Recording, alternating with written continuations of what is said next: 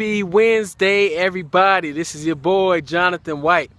Listen, I'm always talking about the power of our thoughts, the power of our minds, the power of our actions. But yesterday I was reading an article that was very devastating. It was sad, in fact. The article had a guy who was 50 years old, and this guy went to the doctor's office just to get a routine checkup, just to get a regular prostate checkup. This guy never had health problems in his life, never had sickness in his life. So he got tested, and his results got switched with another guy who came in the previous day. So later on that week, the guy who never had sickness, never had any ailments in his body, the doctors came to him and said, "Man, I'm sorry, you only have about 3 weeks to live, and there's nothing else we can do about it. This prostate cancer is spread and it's terminal." So let me tell you all what's very sad about that.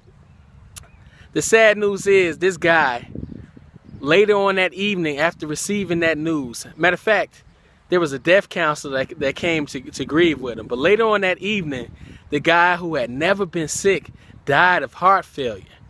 So he never even had heart failure in his life, never had heart disease, but he died from believing he would die because someone had told him that. So here's the moral of the story. A lot of times we don't have to die, or ideas or any things that we have don't have to die, but we accept them just off of belief. And maybe someone have told you, maybe somebody's giving you news that's killed a dream of yours. Maybe somebody told you, hey, you can't do that, you can't accomplish that dream. You might as well stop in your tracks.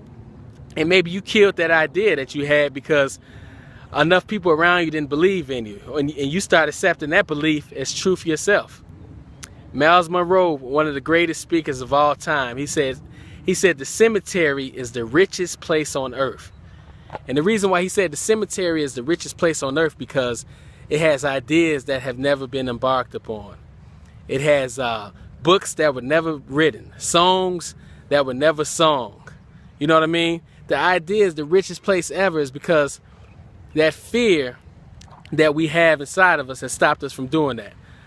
So the reason I told the guy's story is, and even though that's a true story, is because what we really believe sincerely comes out to be true. So my prayer for everyone watching this is just to know that you got greatness within you. And you know what?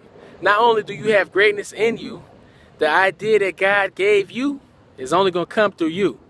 God has given you ideas that other people don't have. So do me a favor, don't make the cemetery any richer, and don't rob us with the idea that only came to you.